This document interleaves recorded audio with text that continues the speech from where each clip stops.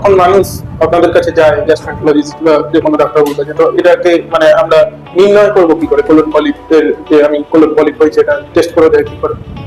দুটো colon polyp diagnosis করার দুটো দিক আছে। একটা হচ্ছে যখন রোগীরা সিমটম নিয়ে আসছে, লক্ষণ নিয়ে আসছে, তখন একরকম, আর কারোর লক্ষণ নেই সেই সময় কাদের আমরা পরীক্ষা করবো।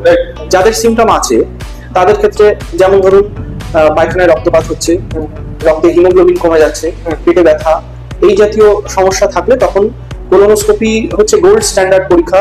সেই পরীক্ষা দিয়ে আমরা পলিপ ডায়াগনোসিস করতে পারি।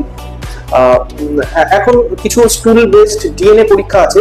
কোলন পলিপে যে ক্রোমোজোমের যে অ্যাবনর্মালিটি গুলো আসে, সেই স্টুলে আমরা দেখতে চেষ্টা করি সেই ধরনের ডিএনএ অ্যাবনর্মালিটি কিছু আছে কিনা।